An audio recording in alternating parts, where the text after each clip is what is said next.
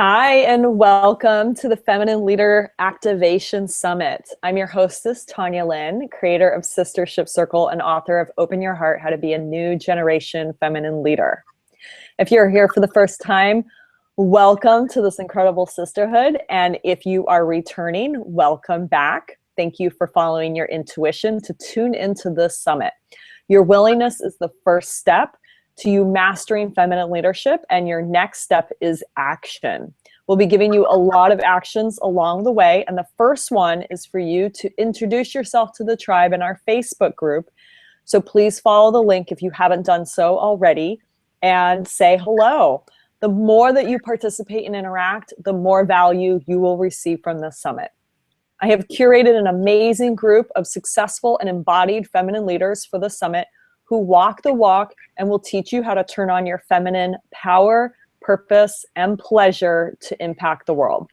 Humanity needs us women to rise up and lead in our families, our communities, and in the larger planet. It takes individual courage and strength, but we don't have to do it alone. This is why circle and feminine leadership go hand in hand. The new model of feminine leadership is not about hierarchies of power, but about circles of collaboration. For us to become true leaders, we must embrace our sisters as our allies and give one another permission to shine. Today, we're diving deep into sacred sexuality, and I'm really excited to talk about our sex drive with Suzanne McQueen. First, I'm going to share my introduction of her and then read her official bio, and then you'll hear about her journey from her. So someone introduced me to her book, 4 Seasons in 4 Weeks. And I got my hands on it because it came at a perfect time when I had been talking about getting in sync with my cycle. I'd actually been talking about this for years, but this was just a few months back, and I had just gotten my period again after my pregnancy, and this book revolutionized my life. I mean, literally, it helped me sync up.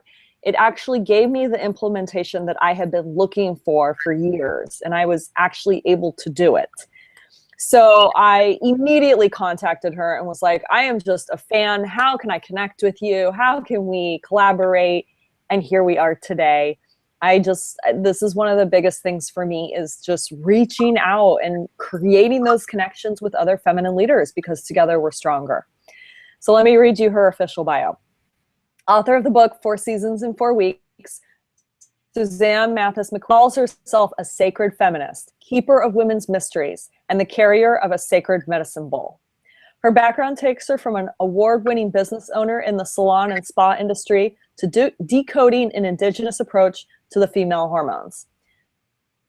Through personal and group coaching, Suzanne guides women of all ages on how to utilize and feel 4 distinct phases within their unique monthly rhythm in order to make confident daily decisions in health, business, and love. So today we're specifically going to be talking about your rhythmic sex drive inside and outside the bedroom. Welcome, Suzanne. I'm so excited to have you. Tanya, it's really great to be here. Thank you. Yeah. So share with us, I mean, we got to hear a little bit about how you were a spa owner, and then you started to crack the indigenous codes here. And so share with us a little bit about how you got to where you are today. Well, you know, it all came as such a surprise. I mean, the last thing I thought I'd ever be talking about would be the female cycle. I mean, that is not something that I thought I would be talking about. Hormones aren't my background, you know, none of that. But I am a woman, and I am a woman who's 58 years old at this point, and I've had a lot of life experience up to this point. I've had 3 kids and had 3 home births, the whole thing. And you know, we experience things as women. And so I actually owned a large business, a large day spa. I had 30 employees, mostly women. And I found myself making some inconsistent decisions. And that was unusual for me because I just have this super logical brain. I thought I was putting the information out about the vision really well for the business and that kind of thing. But I found myself making inconsistent decisions that other people didn't seem to notice, but it bothered me. So it occurred to me at some point, this was in the late 90s, to actually track my cycle to see if I could get any insights. And again, that was kind of odd for me because I never ever thought that our hormones had anything to do with what made me tick. I was raised, you know, during the 60s and 70s and 80s, and during those times, you know, and society still does this. Society criticizes us for having this cycle, for how we behave. We're a threat to be around, or we're, you know, there's just so many things that are so derogatory that get thrown our way, that the more that we talked about it or identified with it, the more it sort of proved that to the world, that you couldn't hire us or that kind of thing, because we might just, you know, be, you know, not able to make a logical decision. It's just so crazy and so ridiculous and so not okay. We can't hire, you know, we can't bring in a woman president because she may push the button on the wrong day or something like that. I mean, it's just really, really crazy stuff. And what I ended up doing was tracking my cycle, not for fertility or contraception, but for what my physical energy was like, what my sexual energy was like, what my mental viewpoint was like. In this tracking, I also noticed that I had a beauty cycle. I noticed that I had a communication cycle. And those are the things that I tracked. And I didn't make a big deal of it. I just jotted down a few notes and I went to work. I also, during this particular time, I did have a baby at home. I had 2 adolescent boys at home. I was married, you know, all the stuff. I didn't have time to really be focusing on this tracking all that much. I just jotted things down. But a couple months later, I was home on a lunch break, and I was looking through my notes and looking back through what I had written, and the pattern just emerged. I just saw it. I saw 4 very distinct phases. It was so clear. I mean, I literally saw the words fall, winter, spring, and summer sort of float on top of my day planner. I kid you not. And what that meant was that each of these 4 weeks, I could identify with how I think about the seasons. But you could look at it in many different ways. I mean, what I've really, how I've really come to describe it is a 28-day female body clock. And what I ended up seeing is that just like every other rhythm in the universe, we have a resting phase, a building phase, an expressing phase, a deconstructing phase, and back to rest. In those 4 phases are exactly that. And when we sync up with this resting, building, expressing, and deconstructing phase within the month's time, everything aligns. Everything becomes predictable. We are so predictable as women. We don't have mood swings. We are lunar rhythmic. And this is a huge piece that all women need to understand. All women on the planet need to understand this, whether they're cycling or not. Girls are moving into this. They're moving into this 4-phase rhythm. Cycling women are in it, and non-cycling women, post-hysterectomy or post-menopause, are in it. It's just lessened, but that rhythm continues. Our entire female essence is wired for this lunar rhythmic cycling melody, I would say. And that was huge when it came to making decisions and our sexuality. Yeah. So fascinating. And you know, it's so funny because we think of ourselves as so unpredictable and so wild and crazy and like, oh, I'm going crazy. But to actually think that we have this very specific rhythm and this very specific predictable pattern, I was able to tap into that to myself. And it was absolutely astonishing what happened to my energy and everything else in my life once I started to actually honor that rhythm.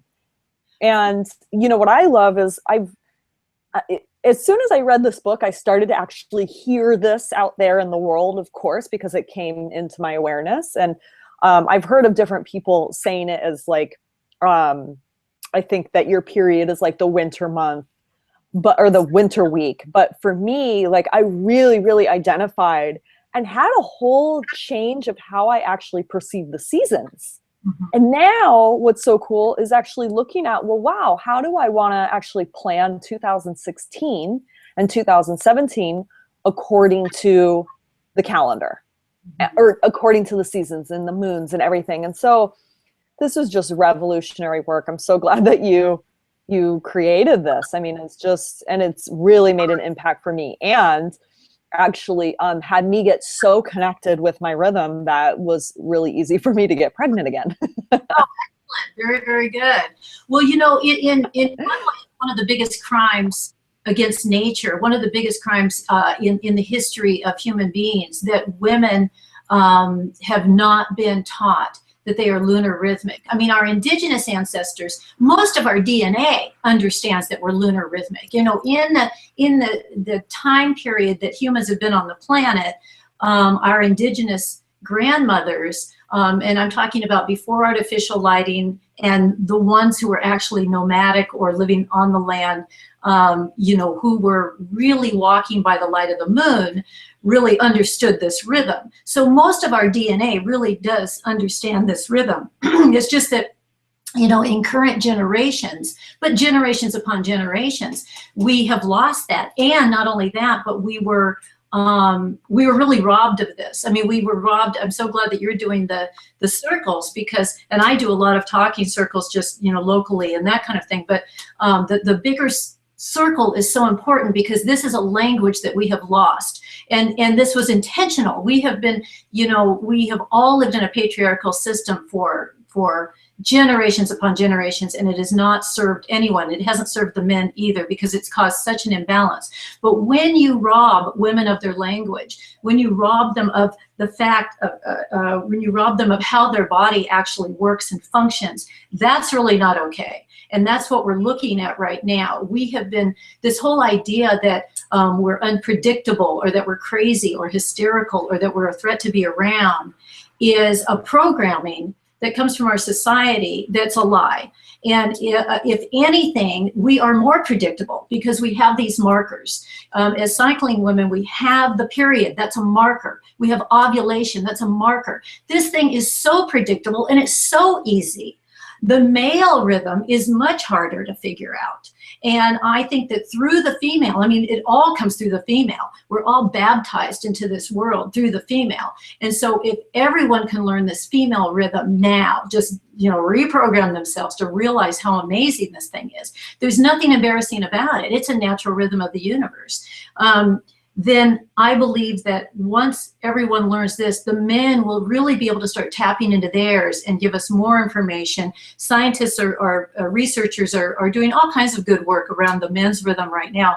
But I've read a few different things. I've talked to a few different people, and that one's a little wonkier to try to understand. But I see them as being solar rhythmic. You know, they have a steadier burn, and their sexuality is, and our sexuality is varied. Our sexuality is, again, though, predictable. We like sex throughout the month. However, we like it differently as women, because it depends on what's happening with that uterus. We are construction zones. We build a uterine lining in order to prepare for a pregnancy. And if no pregnancy happens, we have to take that uterine lining back down. And that's it. You know, that's what the whole operation is about. And when we have that going on, and our hormones fluctuating in a very predictable way, it makes us feel differently, but it also has us craving different things sexually, and it has us responding differently, completely depending on what is going on with the uterus, if we're building or if we're purging, if we're on the back half. Before we get into that, because I want to get into that, and I want to specifically get into how you have reframed PMS for women, because it's so freaking brilliant. I want to talk real quickly about, you call yourself a sacred feminist. Mm-hmm. And feminism, you know, has kind of gotten this bad rap. And to you, and how does that tie in with women's sexuality? Well, I call myself a sacred feminist because I believe that it's not only my human right to be in charge of my own body, but I think it's my divine responsibility. I believe it's my divine responsibility because this is such a, our bodies are to be honored. Our bodies are something that the world should be on their knees bowing to us about, as far as I'm concerned. What we go through every month in order to be ready to produce more village members, let's say, should we need it, is something that is it's our way of contributing in such a sacrificial way, in a way. This is not easy, walking around with these bodies of ours. And it's if we do decide it's a good idea, sometimes it's not a good idea to reproduce, because we have circumstances going on. If we were in a small village and we already had too many mouths to feed, it would not be a good idea for the whole of the village to create more children. We have our brains and our high intelligence to be able to tell us whether this is a good idea or not, but our bodies are able to do it if everything's going according to plan, And so to me, if the God force or the goddess force or the creator or creation, I don't care what you believe in, designed us in a way where it's inside our bodies, and we're able to make decisions, we should be allowed to make those decisions. I think if creator or creation gave it to us, then that should be good enough for everybody. And so I believe it's our divine responsibility to really protect that. Because when we're not allowed to protect ourselves, then we do have the problems that we have today. We've got women feeling horrible about themselves because of feeling like they're crazy. They don't understand these bodies of theirs. We've got domestic violence. 1 in 4 women on our planet are experiencing this. We've got a crisis as far as sex trafficking goes. We've got these situations going on for women in the world where we are not in control. We have made great progress. We have surgeons now that are female. We didn't have that when I was a little girl in the 60s. When you talked about a doctor, that was a man. We are able to get into universities. We've made so much progress, but we haven't made the progress around sovereignty over our bodies. And we have to be able to have that, because our jobs are so sacred. We need to be supported, not ridiculed.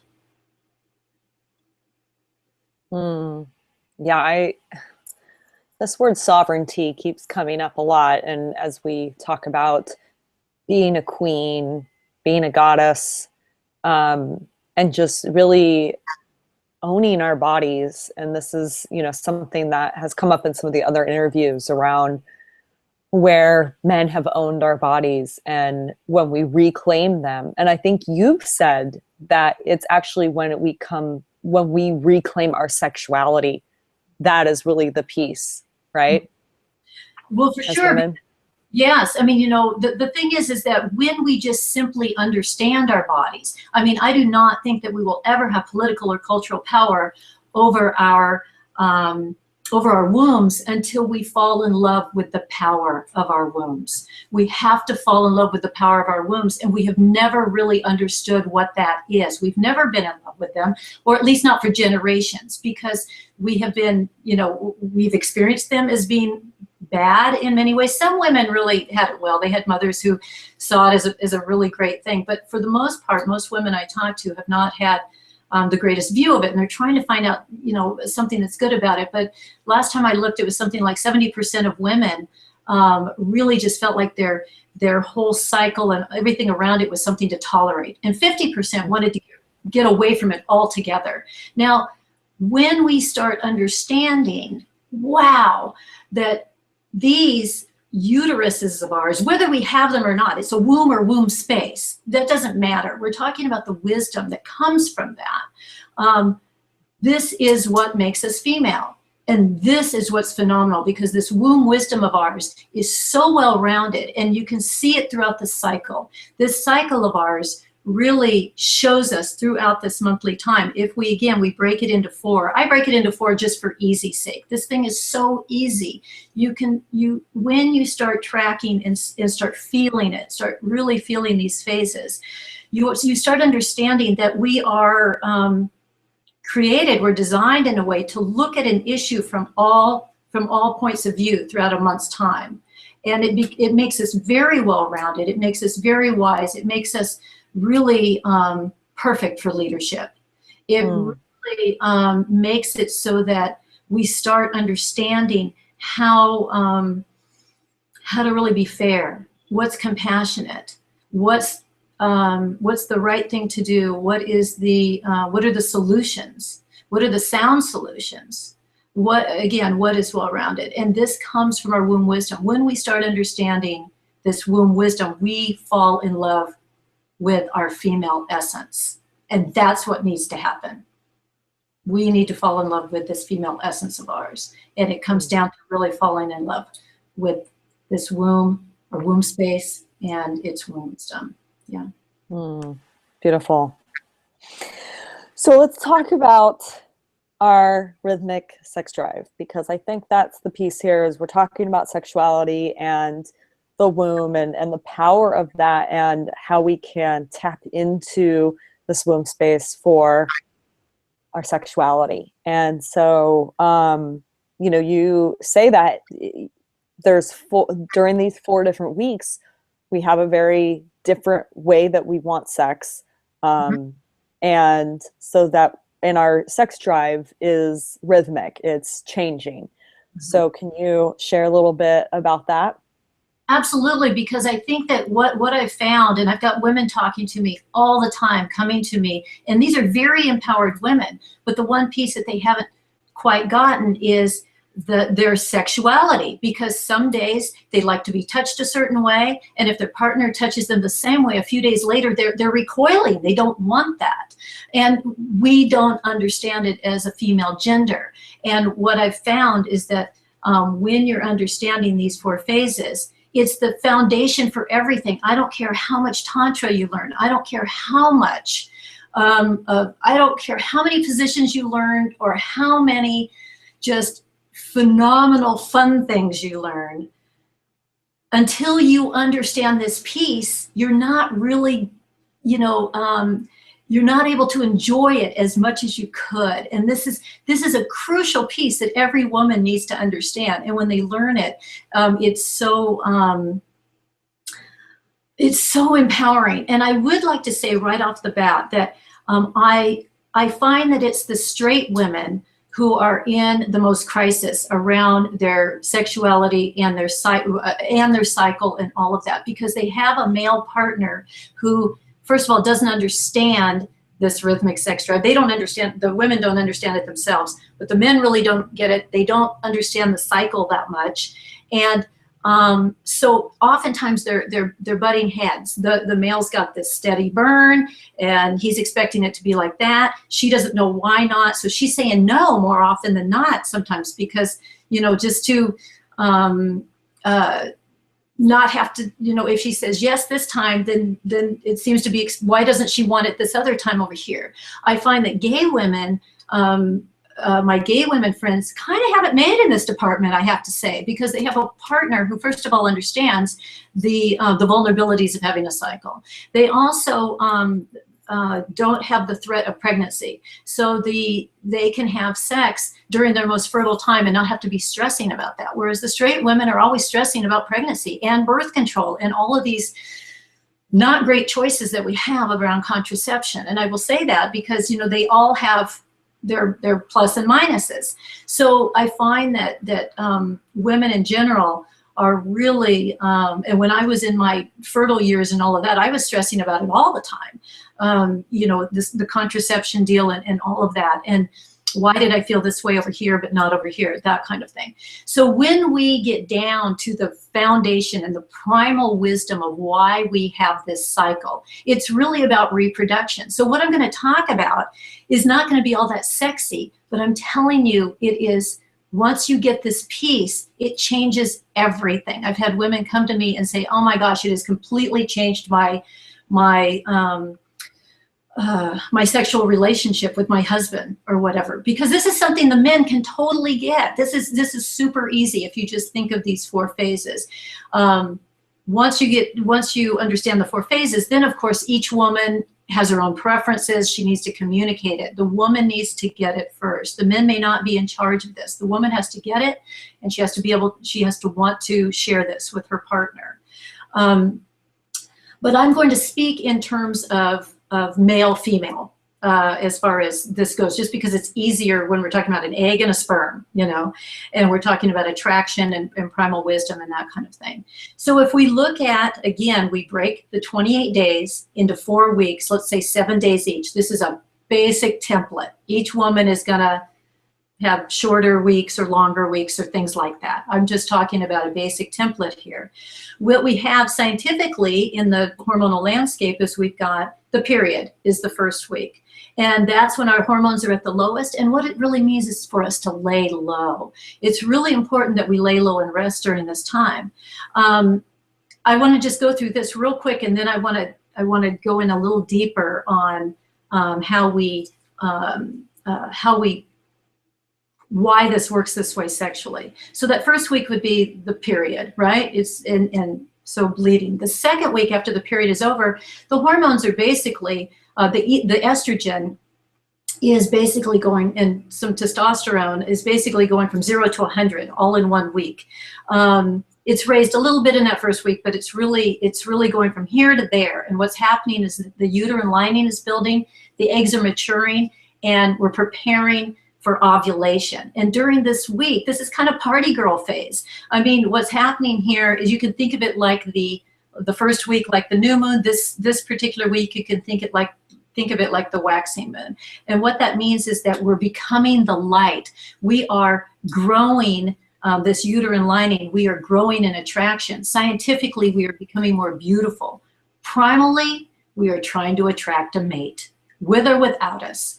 And no matter what you're doing in your life, your primal body, if it's building that uterine lining and those eggs are maturing, your primal body is out there with this radar really wanting to attract a mate. It also means that you can attract more clients. You know, you're just really in your attracting phase. It's really fun. You feel good. You know, we have a tendency to not know anything about it because nothing's happening. We don't feel bad, so we don't think anything's happening, but so much is happening. The third week, I start with ovulation, and I relate that to the full moon. Ovulation is the time when we are in our fullest expression. This is raw and primal. The rest of that week, we are waiting to see if our body is pregnant or not. It's a really great world leader, world mother time to really just be standing at our highest form. It's very balanced. And then if our body figures out it's not pregnant, those feel-good drugs, the progesterone and the estrogen, have to come down. Estrogen has already started, but progesterone has to come down. And those are really good feel-good drugs, but our body has to start breaking down that uterine lining in order to purge out during that first week again. Okay, so why this is important is because your uterus is just doing so many things throughout the month. It's first purging, then it's building, then it's kind of hanging out, and then it's deconstructing. Then it's getting set to purge. So what this means is that we have to look at what's the real reason for this cycle. The real reason for this cycle is reproduction. Okay, so I want to just go through a couple of things that are kind of eye-opening. And I have it in the book, and I'm going to talk about nipples, and I'm going to talk about the uterus, and how this all matters, and kissing, and all of this. It makes a difference, because if we go to the most primal purpose of this cycle of ours, we're talking about birthing a baby. We're talking about pregnancy and birthing a baby. That's the ultimate goal. Otherwise, we wouldn't have to do any of this stuff. Otherwise, we wouldn't have to have this period. We wouldn't have to have this cycle. But we have it in order to gear up for a pregnancy should we decide that's a good idea. So what do we do? In the middle of labor, one thing that we're asked to do by our midwives, or something that we learn to do, is blow. This kind of thing, some version of that, right? Well, the reason for that, and my midwife told this to me during my first birth, is that when you're blowing, it relaxes your uterus. Okay, because you want everything to relax. You know, if you've been through childbirth before, you know that the first thing you want to do is just clench up everywhere, and especially that uterus. But you want it to be able to relax. And so she just kept saying, as your jaw goes, your uterus will go, your cervix will start to relax. And so when you think about kissing, when you're making love, that same thing happens. It starts, you know, the kissing allows your jaw to relax, and it allows your whole pelvic region to just start relaxing, okay? So the next thing that happens is that, let's say you're in childbirth, you're in labor, and that's not moving. The labor is not moving along. One of the things that they will often do is have your nipples stimulated, because when the nipples are stimulated, it causes everything to contract. So if you've got the blowing going with the relaxation, and you've got nipple stimulation with contracting, what happens when the nipples are stimulated is that oxytocin is released, and that's it causes more lubrication. It causes it's more of a bonding drug in a way, but for the purposes of childbirth, it causes things to contract. So you've got this expansion and contraction between, and that's what you want this to be doing down here in order to push the baby out, right? I mean, we're just talking super animalistic stuff here. We're talking, this is as raw and primal as it gets. If you've ever been through childbirth, you'll know what I'm talking about. And it's phenomenal that we can do this. But this is what happens here with the nipples. The nipples are amazing multitaskers, is what happens. And they are attractive little things, or big things, whatever. They are, they help with the stimulation of childbirth. After childbirth, it nourishes the baby. When the baby nurses, and again sucks on the nipples, it not only nourishes the baby, of course, but it causes the uterine to contract again, to go back to its original size. So all of this stuff is happening. These nipples help this to happen. When making love, if the nipples are being stimulated, it's causing contraction to that area, to the pelvic region, and causing the glands to release lubrication. So we're talking, you're kissing, you're relaxing, everything becomes warm and melted, you just start loosening up, as long as it's good, as long as you want to be kissing this person, as long as it's enjoyable. This is huge and super important. If the nipples are stimulated, now you've got the contracting going on and the lubrication going on and preparing the body. We also know that when we're touched a certain way, when we're in childbirth, again, during labor, when we're in the middle of that contraction, everything's electric. And I never wanted anybody touching me like in the middle of the contraction. It's sort of like, don't massage me, get off, that kind of thing. Now, in between, after that, it was fine. When we're making love, how we want to be touched completely depends on what's going on down here in the uterus. So again, sometimes we like to have our shoulders kissed, and sometimes it's like, please get off of me, right? So let's go through these 4 phases and take a look at how that really makes a difference. If you are in that first week, that resting phase, then you are, and you're bleeding. If kissing is happening, there's going to be some relaxation, and maybe that will help with some cramps, maybe.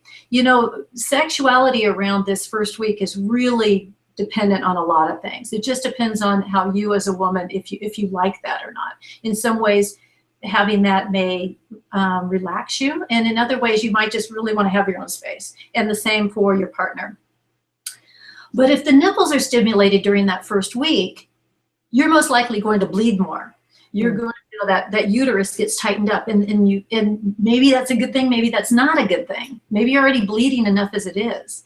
So, that's not necessarily what you want happening. Not only that, but the nipples are usually very tender during this time. So it's not as comfortable. It's because there's so much work going on down here in the uterus that you don't need more to be going on in the uterus. And all of these things are stimulating the uterus in one way or another. So this uterus is really needing the rest of you to just sort of be mellow. And I ask couples to just really make this a sweet time, a time where the woman can rest, rub her feet, don't rub them up around the ankle where the points are, where that'll make her bleed more. But just, it's a very sweet time. Doesn't mean that she doesn't want to be touched, but it's really up to the woman. During the second week, when that uterine lining is building and the eggs are maturing and she's growing into traction, she's also becoming sexually intoxicated.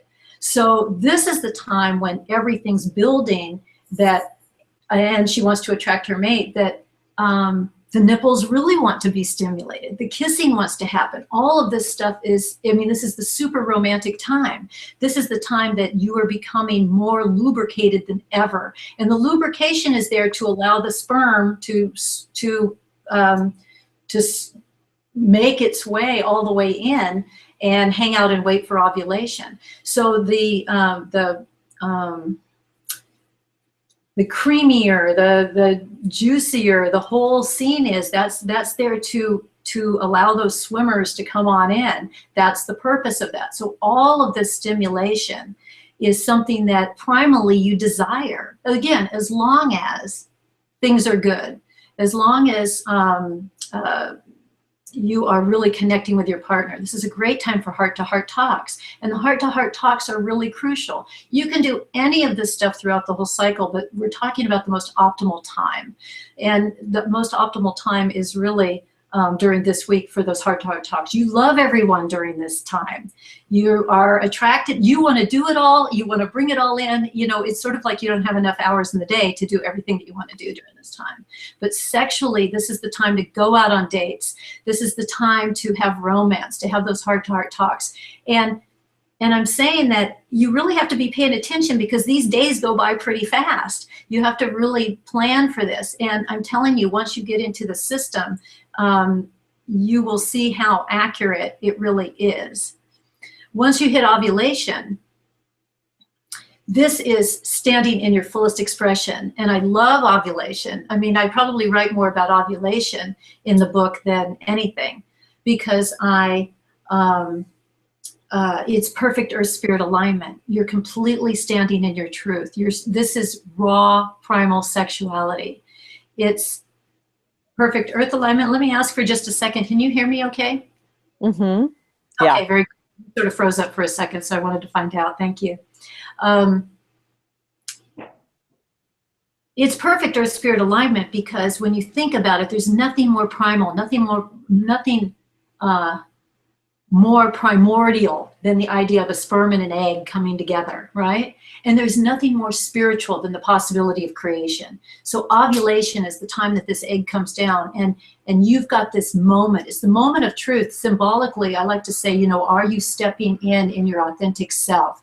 Are you really stepping into the world and showing yourself completely as who you are? Because this is what you're doing with your partner sexually, but metaphorically out in the world as well. You are really stepping into, you know, your fullest expression here.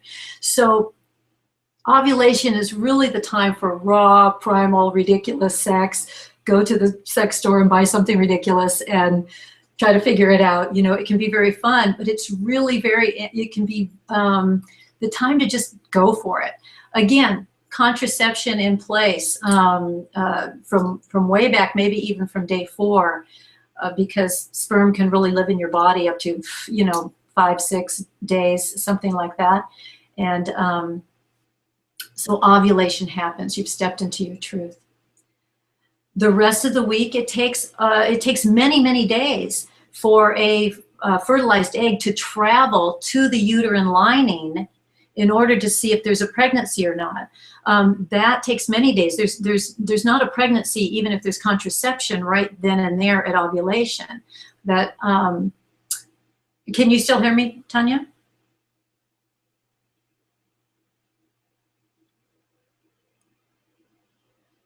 Okay, I'm gonna wait a second. Can you hear me okay?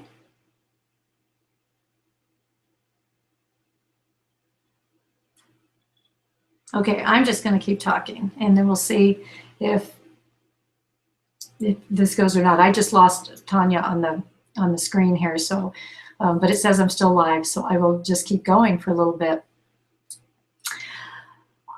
What happens is that the if there is a fertilized egg, that little wad of sperm and egg have to travel, and once they attach and bury themselves into the uterine lining, then the hormone is released that that says there's a pregnancy. Up until then, there's no pregnancy. So the body is really hanging out and waiting to see. And during this time, it is a time where it's a good time for mind-to-mind talks with your partner. It's a good time, like what's happening with the money, what's happening with our children, this kind of thing. And again, it's a very much you're still high on your pedestal. You're still high in your goddess mode, your leadership mode. While your hormones are still high, your progesterone is at its highest, and you're waiting to see. If no pregnancy happens, that's when the declining phase gets triggered, and we have to release that. It's almost like a small little labor during this 4th week. I call it the fire walk. I get rid of the idea of PMS altogether. This is not a syndrome. This is a phenomenal time because we are in we're in survival mode. We are wanting to hang on to our values and principles, but we need to release what no longer serves us. And this is when we start understanding how we can navigate this week. We start taking control of our lives. Once we master this week, once we can see when we feel like crying, when we get angry, when we can see those as hot spots, when we can see those as gifts, when we see those as something that identifies what phase we're in, we can begin to honor ourselves for how amazing these bodies are and be easier on ourselves. There's much, much more I could say about the Firewalk week. Well, there's much more I can say about each week. But I would say that this is the week that once you master this, once you feel it and can identify it and really start to see what's amazing about it, this is the piece that where you really start mastering your whole female body, but also just your essence and really stepping in to your gifts and your medicine for the planet. So I'm going to say, she's not on here anymore, but I will conclude. I've been talking a lot. I lost her on the recording here, but I want to thank you for listening. I will be giving giving you a code on her website that will give you a free ebook, 4 Seasons in 4 Weeks ebook. And you just go to my website, go to the shopping cart, and put that code in, and you can get a free ebook if you don't already have one. So for now, I will sign off for her, and thank you so much for being here. Suzanne Mathis McQueen, 4s4w.com.